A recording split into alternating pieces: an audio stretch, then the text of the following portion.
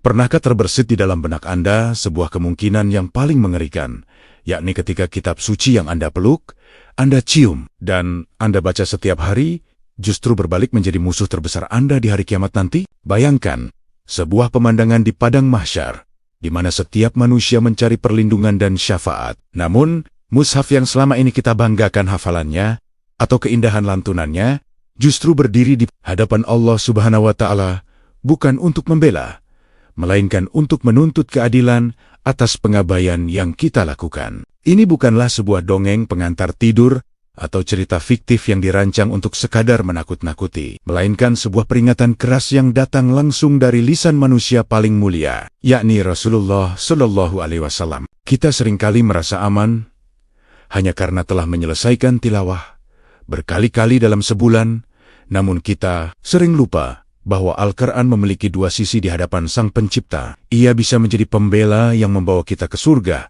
atau saksi pemberat yang menyeret kita ke dalam murka Allah Subhanahu wa Ta'ala.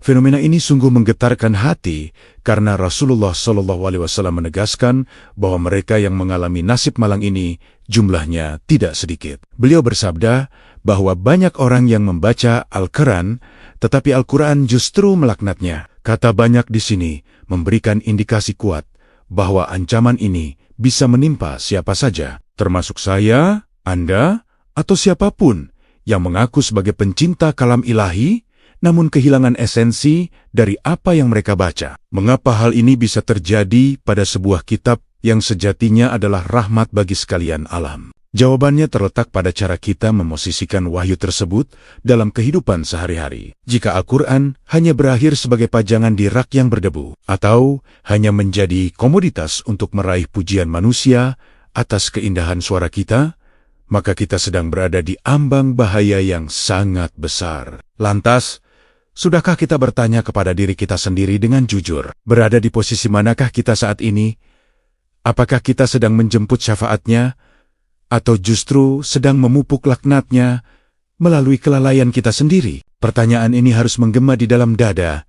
Setiap kali kita membuka lembaran mushaf, kita harus menyadari bahwa setiap huruf yang kita ucapkan mengandung konsekuensi yang sangat berat. Al-Quran adalah pedoman yang menuntut kepatuhan, bukan sekadar teks sastra yang dinikmati keindahannya secara estetika semata. Ketika lisan kita mengucapkan ayat-ayat tentang kejujuran, namun tangan kita masih gemar menuliskan kebohongan, atau ketika telinga kita mendengarkan peringatan tentang pedihnya azab bagi pemakan harta haram, namun hati kita masih merasa nyaman dengan transaksi yang tidak diridhoi Allah Subhanahu wa Ta'ala, disitulah Al-Quran mulai mencatat pembangkangan kita, sebagaimana yang tertuang dalam firman Allah Subhanahu wa Ta'ala di dalam kitab sucinya. Ada sebuah pengaduan yang sangat menyayat hati dari sang Nabi di akhirat kelak. Hal ini terekam dalam Quran Surah Al-Furqan ayat 30 yang berbunyi, dan Rasul Muhammad berkata, "Ya Tuhanku, sesungguhnya kaumku telah menjadikan Al-Quran ini sebagai sesuatu yang diabaikan." Ayat ini menjadi tamparan keras bagi kita semua. Mengabaikan Al-Quran tidak selalu berarti tidak membacanya sama sekali. Mengabaikan bisa berarti membaca, namun tidak berusaha memahami artinya, atau memahami artinya, namun enggan mengamalkannya dalam realitas kehidupan. Rasulullah Shallallahu Alaihi Wasallam sangat mencintai umatnya, namun beliau juga sangat tegas dalam urusan kebenaran wahyu. Jika kita menjadikan Al-Quran sebagai sesuatu yang mahjura atau ditinggalkan esensinya, maka jangan salahkan jika di hari penghisaban nanti tidak ada pembelaan bagi kita. Kesadaran ini seharusnya membawa kita pada sikap muhasabah yang lebih dalam. Kita tidak boleh terjebak dalam rasa bangga yang semu hanya karena status kita sebagai pembaca rutin atau penghafal. Ingatlah bahwa setan pun mengetahui isi Al-Quran. Namun, ia adalah makhluk yang paling terkutuk karena kesombongannya untuk tidak patuh. Jika interaksi kita dengan Al-Quran tidak melahirkan rasa takut kepada Allah Subhanahu wa Ta'ala dan tidak memperbaiki akhlak kita terhadap sesama makhluk, maka ada yang salah dengan niat dan metode kita. Rasulullah Shallallahu Alaihi Wasallam mengingatkan bahwa Al-Quran itu akan menjadi hujah atau bukti yang membela kita jika kita mengamalkannya, atau hujah yang menghancurkan kita jika kita mencampakkannya di belakang punggung kita demi kepentingan duniawi yang fana. Oleh karena itu, marilah kita bersihkan hati sebelum menyentuh mushaf. Mintalah kepada Allah Subhanahu wa Ta'ala agar setiap ayat yang kita baca mampu meruntuhkan dinding-dinding kesombongan di dalam dada. Jangan sampai kita menjadi golongan yang fasih di lisan, namun keropos di iman. Bahaya yang diingatkan oleh Rasulullah SAW ini adalah pengingat bahwa keselamatan tidak datang secara otomatis melalui identitas keislaman semata, melainkan melalui pembuktian nyata dalam ketaatan. Setiap kali Anda menutup mushaf, tanyakanlah, apakah ayat yang baru saja kubaca akan tersenyum menyambutku di alam barzakh, ataukah ia akan meludahiku karena aku telah mengkhianati pesan-pesannya? Kehati-hatian dalam berinteraksi dengan kalam Allah Subhanahu wa Ta'ala adalah kunci agar kita terhindar dari golongan yang merugi, yakni mereka yang rajin beribadah namun hampa di sisi penciptanya. Semoga kita semua termasuk orang-orang yang selalu dibimbing oleh Allah Subhanahu wa Ta'ala untuk mencintai Al-Quran dengan sebenar-benarnya cinta, yang mewujud dalam pemahaman yang benar dan pengamalan yang tulus sesuai dengan sunnah Rasulullah Sallallahu Alaihi Wasallam. Pernahkah Anda membayangkan seseorang yang memegang peta navigasi dengan sangat erat, mempelajarinya siang dan malam dengan penuh ketelitian, bahkan menghafal setiap lekuk jalannya? Namun anehnya kakinya justru melangkah dengan sengaja menuju arah jurang yang jelas-jelas dilarang oleh peta tersebut. Bayangan ini mungkin terasa konyol dan tidak masuk akal dalam logika perjalanan duniawi. Namun inilah potret nyata dari banyak di antara kita saat berinteraksi dengan kitab suci yang diturunkan oleh Allah Subhanahu wa Ta'ala. Kita seringkali terjebak dalam romantisme tilawah, merasa bangga dengan tumpukan juz yang telah diselesaikan. Namun secara bersamaan, kita membiarkan karakter dan perilaku kita berjalan liar di luar kendali wahyu. Membaca tanpa mengamalkan adalah sebuah tragedi spiritual di mana lisan kita sibuk memuji kebenaran, sementara tindakan kita sibuk mengkhianatinya. Kita harus berani bertanya pada lubuk hati yang terdalam, apakah Al-Quran yang kita baca saat ini sedang membimbing langkah kita, ataukah ia hanya sekadar menjadi beban hiasan di atas rak buku dan di ujung lidah kita semata? Kedekatan yang sejati dengan firman Allah Subhanahu wa Ta'ala tidak pernah diukur dari seberapa banyak lembaran yang kita balik dalam 1 jam, melainkan sejauh mana ayat-ayat tersebut mampu menjadi rem yang pakem ketika kita hendak terjerumus dalam kemaksiatan. Seringkali kita merasa sudah sangat saleh hanya karena mata kita sering memandang mushaf dan telinga kita sering mendengarkan muratal yang merdu. Namun, cobalah renungkan kembali momen-momen setelah kita menutup mushaf tersebut. Ada kalanya kita baru saja menyelesaikan 1 ruku tentang larangan menggunjing dan menyakiti perasaan saudara sesama mukmin dengan tartil yang sangat tenang. Akan tetapi, hanya beberapa menit setelahnya, lisan yang sama kembali menjadi tajam, membicarakan keburukan orang lain, dan menyebarkan fitnah si kenakan ayat yang baru saja dibaca, tidak pernah singgah di dalam kesadaran kita. Fenomena ini menunjukkan bahwa ayat tersebut hanya singgah di tenggorokan, tidak pernah benar-benar turun meresap ke dalam jantung hati untuk mengubah cara kita bersikap. Lalu, apa gunanya cahaya petunjuk jika kita lebih memilih untuk menutup mata dengan rapat dan berjalan dalam kegelapan hawa nafsu kita sendiri? Pertanyaan ini seharusnya membuat kita bergetar, karena Allah Subhanahu wa Ta'ala telah memberikan peringatan yang sangat keras bagi mereka yang hanya pandai berbicara, namun tumpul dalam perbuatan. Hal ini secara tegas disebutkan dalam firman-Nya di dalam Quran Surah Asyaf, ayat 2 dan 3 yang berbunyi, "Wahai orang-orang yang beriman, mengapa kamu mengatakan sesuatu yang tidak kamu kerjakan? Itu sangatlah dibenci di sisi Allah jika kamu mengatakan apa yang tidak kamu kerjakan." Ayat ini merupakan teguran langsung bagi siapa saja yang menjadikan agama dan kitab suci hanya sebagai bahan wacana atau alat untuk membangun citra diri sebagai orang yang taat, sementara kenyataan hidupnya jauh panggang dari api. Kebencian Allah Subhanahu wa Ta'ala dalam ayat ini menggunakan kata yang sangat kuat, menunjukkan bahwa ketidaksesuaian antara bacaan lisan dengan amalan nyata bukanlah perkara sepele. Rasulullah SAW melalui teladan hidupnya telah menunjukkan bahwa beliau adalah Al-Quran yang berjalan. Setiap perilaku, keputusan, dan ucapan beliau adalah manifestasi langsung dari wahyu yang diturunkan. Jika kita mengaku sebagai umat Rasulullah SAW, maka standar interaksi kita dengan Al-Quran seharusnya adalah perubahan akhlak. Bayangkan jika kita membaca ayat tentang kejujuran, tetapi masih merasa ringan untuk berdusta demi keuntungan sesaat. Bayangkan jika kita membaca ayat tentang amanah, namun dengan mudah mengkhianati kepercayaan yang diberikan orang lain kepada kita. Atau renungkanlah saat kita membaca ayat tentang pembagian harta yang halal dan haram, namun hati kita tetap merasa nyaman dan tenang saat menikmati rezeki yang asal-usulnya tidak jelas, atau bahkan didapat dari cara yang menzalimi orang lain. Di titik inilah, bacaan yang seharusnya menjadi cahaya perlahan-lahan berubah menjadi peringatan yang menakutkan. Seolah-olah, Al-Quran berkata kepada kita bahwa kita telah membaca perintahnya, namun kitalah yang paling pertama melanggarnya. Keadaan ini sungguh serupa dengan seseorang yang menderita penyakit parah dan memegang resep obat dari dokter yang paling ahli. Ia membaca resep itu dengan suara indah.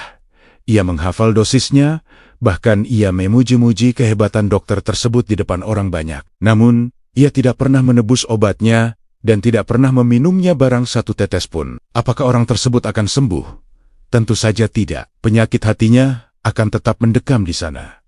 Bahkan mungkin akan semakin parah karena ia merasa sudah berobat hanya dengan membaca resep. Begitulah Al-Quran dalam kehidupan kita. Ia adalah penawar bagi penyakit dada. Jika kita membacanya tanpa niat untuk mengamalkannya, maka penawar itu tidak akan pernah bekerja. Kesembuhan spiritual hanya akan datang ketika kita mulai menundukkan ego kita di bawah aturan Allah Subhanahu wa Ta'ala. Satu ayat yang kita jaga dengan sanggup-sangga dalam kehidupan sehari-hari jauh lebih menyelamatkan kita daripada khatam berkali-kali. Namun tidak ada satupun karakter kita yang berubah menjadi lebih baik. Marilah kita berhenti mengejar angka-angka kuantitas jika hal itu justru membuat kita abai terhadap kualitas pengamalan. Jangan sampai kita menjadi golongan yang digambarkan oleh Rasulullah SAW sebagai kaum yang membaca Al-Quran namun iman mereka tidak melewati kerongkongan. Ketakutan terbesar kita bukanlah tentang sedikitnya ayat yang kita hafal, melainkan tentang sejauh mana pengamalan kita terhadap ayat-ayat yang sudah kita ketahui. Setiap huruf yang keluar dari lisan kita kelak akan berdiri menjadi saksi di hadapan Allah Subhanahu wa Ta'ala. Saksi tersebut tidak akan pernah berdusta dan tidak akan pernah lupa. Ia akan berbicara untuk membela kita jika kita menjadikannya imam dalam bertindak, atau ia akan berbicara melawan kita jika kita hanya menjadikannya pemanis di bibir, sementara hati kita tetap membangkang. Semoga Allah Subhanahu wa Ta'ala melembutkan hati kita agar mampu menerima cahaya wahyu dan memberikan kekuatan kepada kita untuk mengamalkan setiap jengkal perinonia sesuai dengan tuntunan Rasulullah Shallallahu Alaihi Wasallam. Pernahkah Anda bertanya-tanya di dalam keheningan malam yang paling dalam, untuk siapakah sebenarnya getaran suara indah yang keluar dari lisan Anda saat melantunkan ayat-ayat suci itu ditujukan? Pertanyaan ini mungkin terasa sangat sederhana, bahkan mungkin dianggap remeh bagi sebagian orang, namun di balik kesederhanaannya tersimpan sebuah rahasia besar yang dapat menentukan apakah Al-Quran akan menjadi penolong atau justru menjadi bumerang yang menghancurkan kita di hadapan Allah Subhanahu wa Ta'ala. Masalah niat adalah urusan yang sangat halus, lebih halus daripada jejak semut hitam yang berjalan di atas batu hitam dalam kegelapan malam yang pekat. Kita seringkali merasa sedang beribadah dengan sangat khusyuk, namun tanpa kita sadari, perlahan-lahan hati kita mulai menoleh ke kanan dan ke kiri, mencari pengakuan, mengharap decak kagum, atau menantikan pujian dari sesama. Makhluk yang sebenarnya tidak memiliki daya apapun untuk memberi kita pahala. Penyakit ria adalah sebuah racun yang tersembunyi di balik madu ketaatan. Seseorang mungkin rajin membaca Al-Quran siang dan malam, menghabiskan waktu berjam-jam untuk membaguskan tajwid dan memperindah irama bacaannya. Namun, jika motivasi utamanya adalah agar orang lain melabelinya sebagai seorang qari yang hebat atau penghafal yang alim, maka ia sebenarnya sedang membangun sebuah bangunan di atas pasir yang rapuh. Allah Subhanahu wa Ta'ala adalah zat yang maha cemburu. Dia tidak akan pernah mau diduakan dalam sebuah ibadah yang seharusnya murni dipersembahkan hanya untuknya. Ketika keikhlasan telah tercemar oleh keinginan untuk dipandang sebagai sosok yang saleh, maka nilai ibadah tersebut di sisi pencipta akan sirna seketika, meninggalkan pelakunya dalam kerugian yang nyata. Bayangkan betapa malangnya seseorang yang telah bersusah payah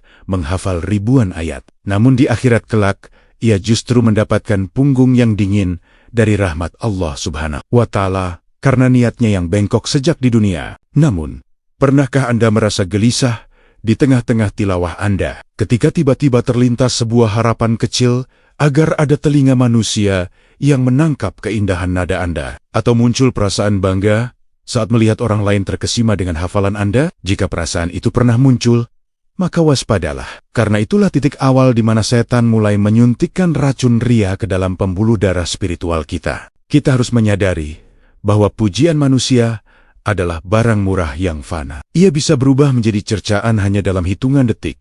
Sedangkan ridha Allah Subhanahu wa Ta'ala adalah kemuliaan abadi yang tidak akan pernah lekang oleh waktu. Sangat mengerikan jika kita menggunakan firman Allah Subhanahu wa Ta'ala yang suci hanya untuk membeli sanjungan manusia yang lidahnya pun diciptakan olehnya. Hal ini sejalan dengan peringatan keras yang terdapat di dalam Quran Surah Al-Ma'un ayat 4-6 yang berbunyi, maka celakalah bagi orang-orang yang salat, yaitu orang-orang yang lalai dari solatnya, yang berbuat ria. Meskipun ayat ini berbicara tentang salat, para ulama menekankan bahwa ancaman yang sama berlaku bagi semua jenis ibadah yang dikerjakan demi pamer, termasuk membaca Al-Quran. Rasulullah SAW pernah menceritakan sebuah kisah yang sanggup meruntuhkan kesombongan siapapun yang mendengarnya, tentang 3 golongan manusia yang pertama kali dilemparkan ke dalam api neraka. Salah satu dari mereka bukanlah pelaku maksiat yang gemar berbuat dosa terang-terangan, melainkan seorang pembaca Al-Quran yang mahir. Di hadapan Allah Subhanahu wa Ta'ala, lelaki tersebut ditanya tentang apa yang telah ia kerjakan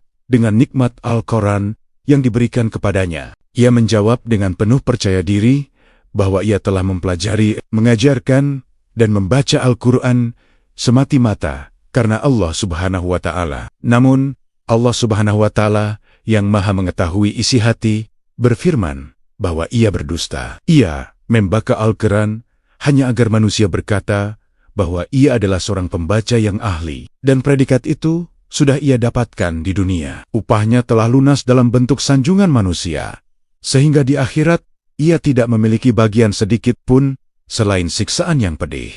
Ia diseret di atas wajahnya hingga dilemparkan ke dalam neraka. Ini adalah tamparan keras bagi siapapun yang merasa aman dengan gelar ahli Al-Quran, namun melupakan kemurnian niat di balik gelarnya tersebut. Interaksi kita dengan Al-Quran haruslah menjadi ajang komunikasi pribadi antara hamba dengan Tuhannya, bukan panggung pertunjukan untuk memukau penonton. Keikhlasan menuntut kita untuk tetap konsisten dalam ibadah, baik saat berada di tengah keramaian maupun saat sendirian di kamar yang gelap gulita. Jika kualitas bacaan kita berubah menjadi lebih indah hanya ketika ada orang lain yang mendengar, sementara saat sendirian kita membacanya dengan asal-asalin dan terburu-buru, maka kita sedang terjebak dalam kemunafikan kecil yang membahayakan iman. Ketulusan dalam mencintai Al-Quran akan melahirkan kerendahan hati, bukan kesombongan yang membuat kita merasa lebih mulia daripada orang lain.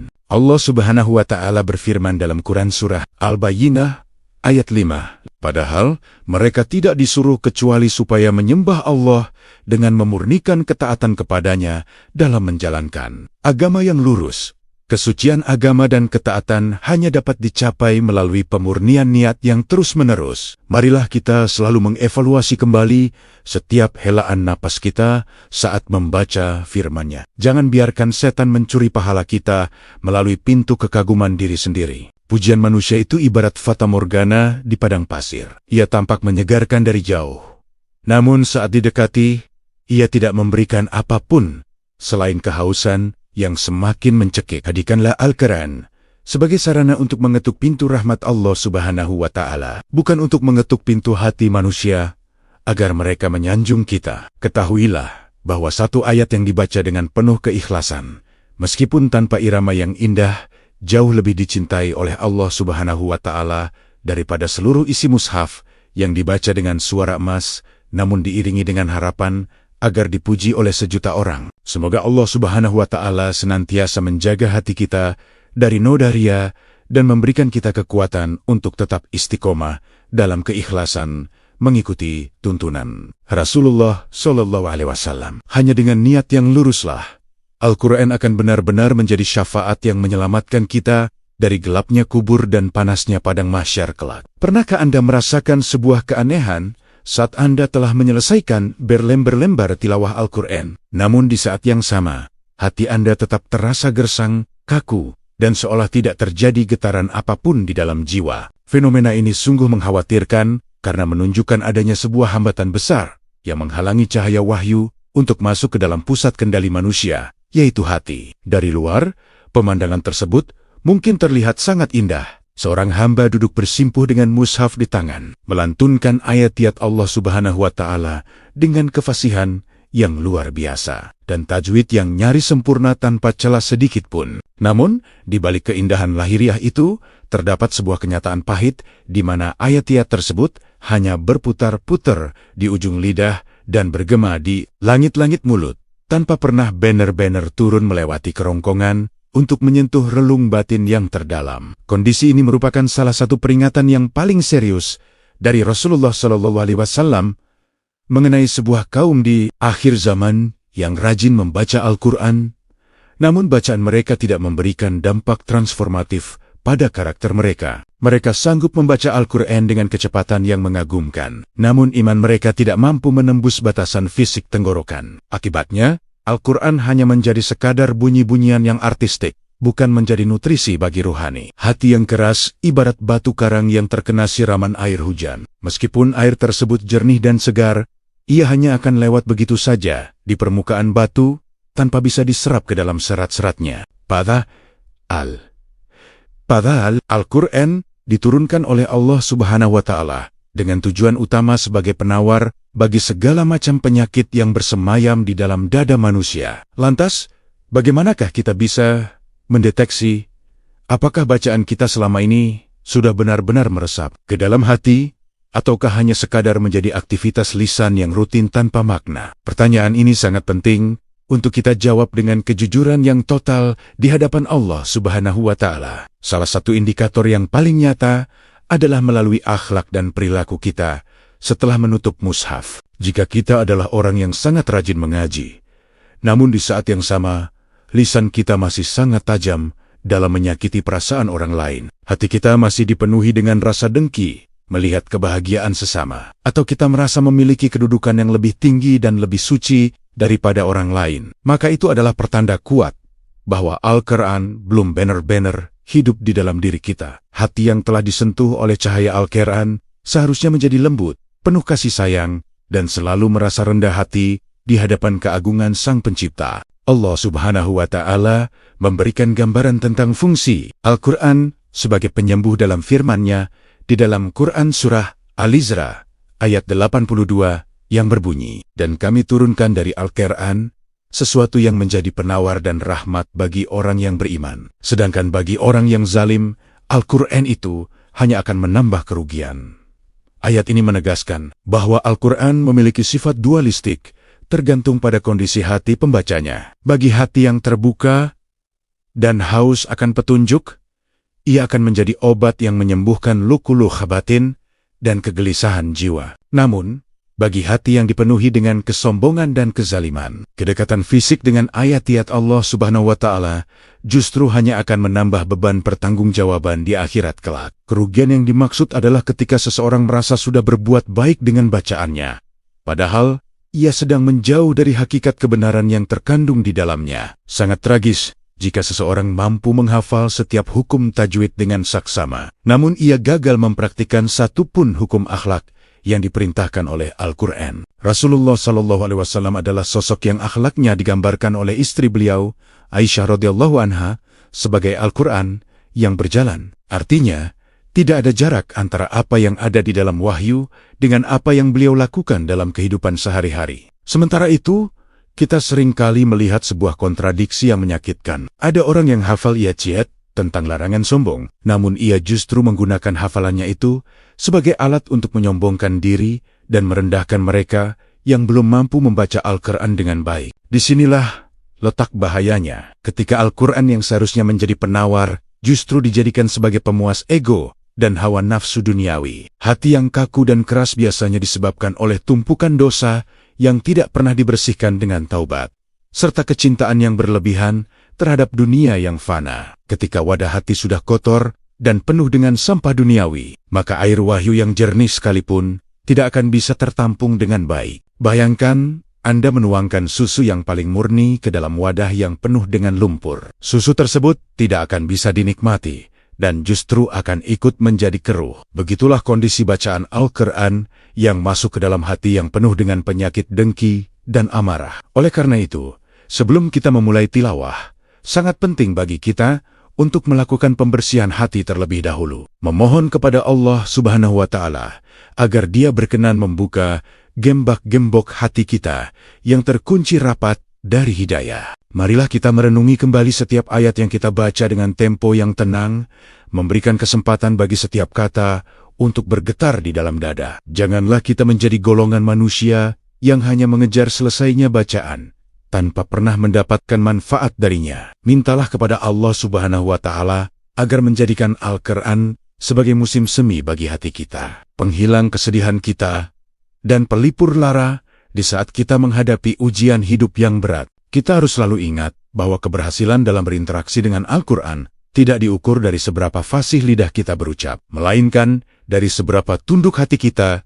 terhadap perintah-perintahnya. Semoga Allah Subhanahu wa Ta'ala menjauhkan kita dari sifat hati yang keras dan menjadikan setiap huruf yang kita baca sebagai cahaya yang melembutkan jiwa dan memperbaiki akhlak kita, sesuai dengan tuntunan mulia dari Rasulullah Shallallahu Alaihi Wasallam. Hanya dengan hati yang lembutlah Al-Quran akan benar-benar menjadi pembela kita di hari yang tidak ada lagi pertolongan selain dari rahmat Allah Subhanahu wa Ta'ala. Pernahkah Anda berhenti sejenak di tengah kesibukan harian dan merenungkan sebuah pertanyaan yang mungkin terasa sangat mengusik hati? Berapakah harga yang Anda tetapkan untuk setiap ayat suci yang keluar dari lisan Anda? Pertanyaan ini mungkin terdengar sangat tajam, bahkan cenderung konfrontatif. Namun ia adalah cermin yang harus kita hadapi jika kita tidak ingin terjebak dalam pengkhianatan spiritual yang paling halus. Kita hidup di sebuah zaman di mana segala sesuatu seringkali dinilai dengan angka, popularitas, dan materi.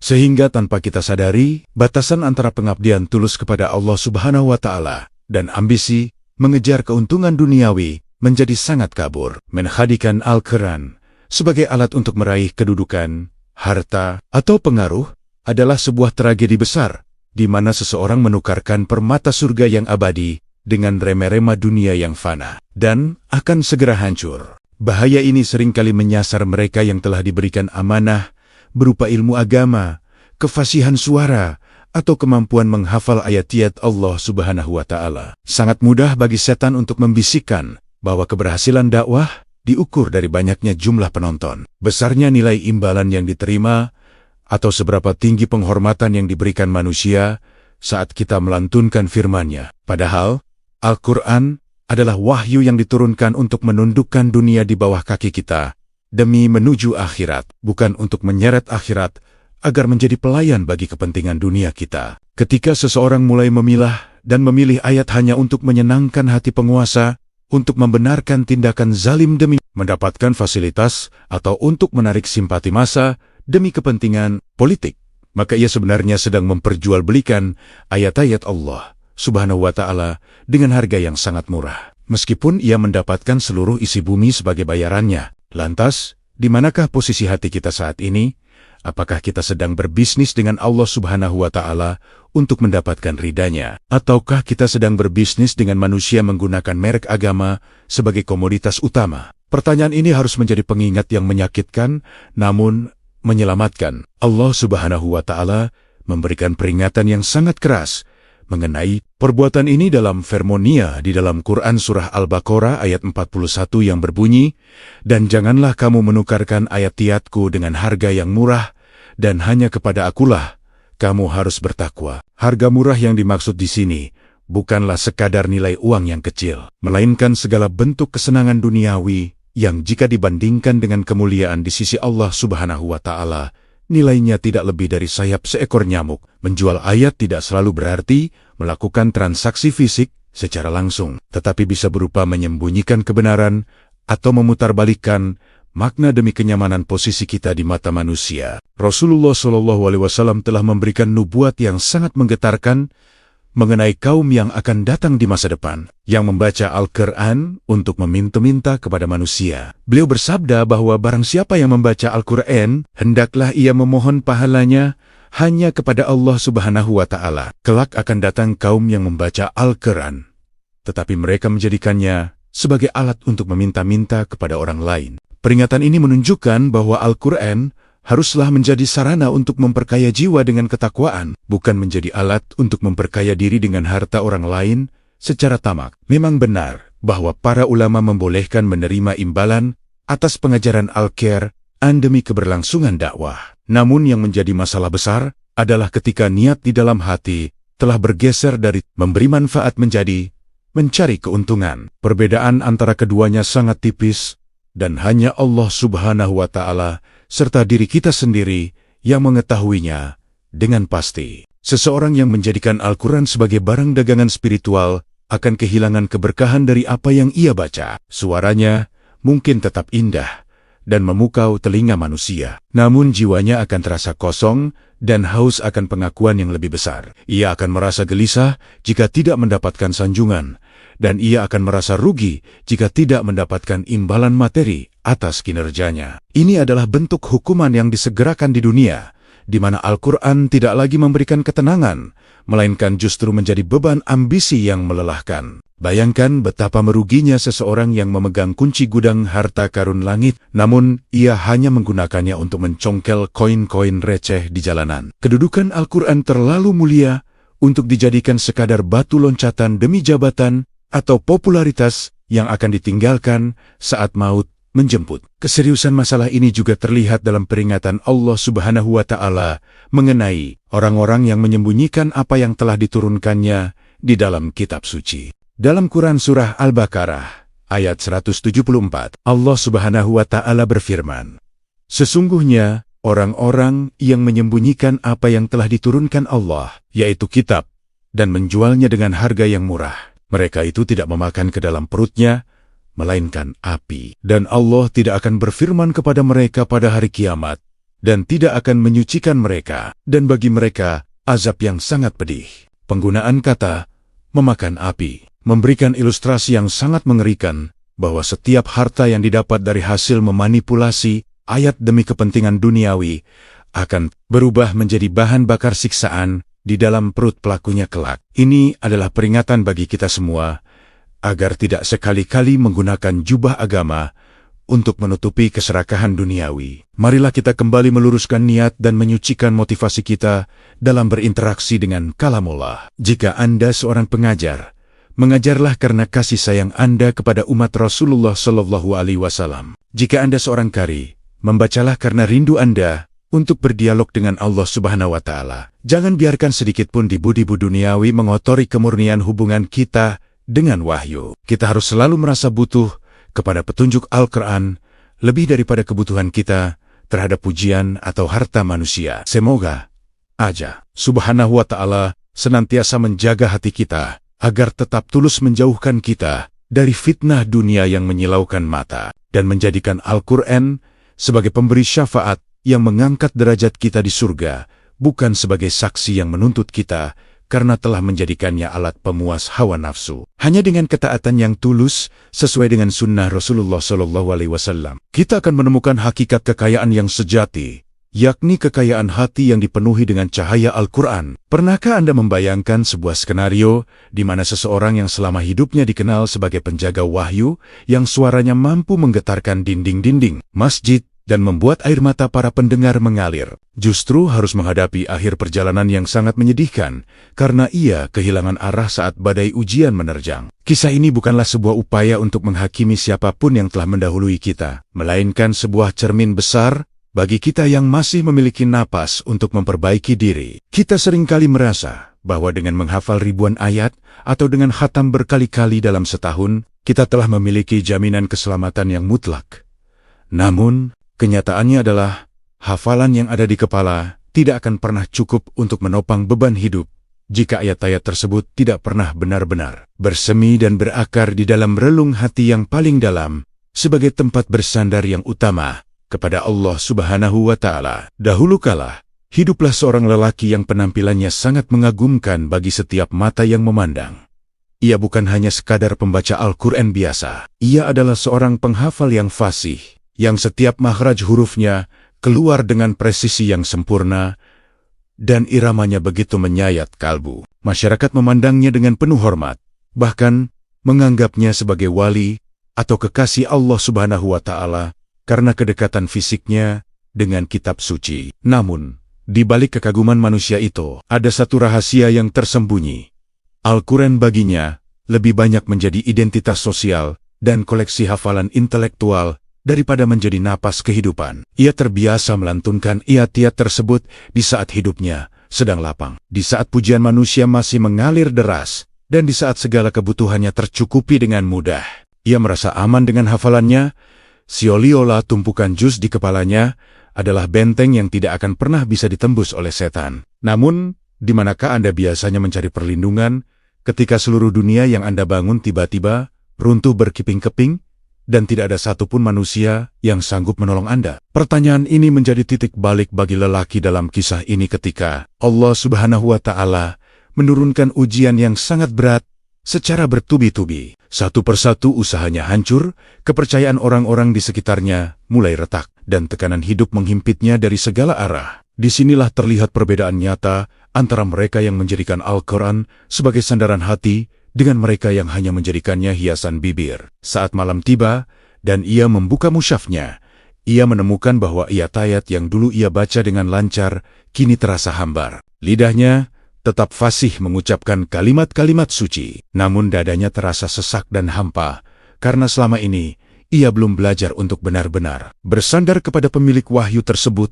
melalui ayat-ayatnya. Puncak dari ujian ini adalah ketika kesedihan berubah menjadi keputusasaan yang gelap. Allah Subhanahu wa Ta'ala telah memperingatkan kita tentang tabiat ujian hidup ini di dalam firman-Nya dalam Quran Surah Al-Ankabut ayat 2 yang berbunyi, apakah manusia mengira bahwa mereka akan dibiarkan hanya dengan mengatakan kami telah beriman dan mereka tidak diuji? Lelaki ini mengira bahwa dengan statusnya sebagai ahli Al-Quran, ia akan dikecualikan dari rasa sakit. Namun, ketika iman tidak disertai dengan tawakal yang mendalam, hafalan tersebut justru menjadi beban yang menuntutnya. Bisikan-bisikan jahat mulai memenuhi kepalanya, menanyakan di manakah pertolongan Allah Subhanahu wa Ta'ala yang selama ini ia baca di dalam kitabnya. Karena hatinya tidak memiliki akar sandaran yang kuat, ia pun terjatuh ke dalam jurang keputusasaan yang berakhir dengan keputusan yang sangat menyedihkan, meninggalkan duka yang mendalam bagi mereka yang mengenalnya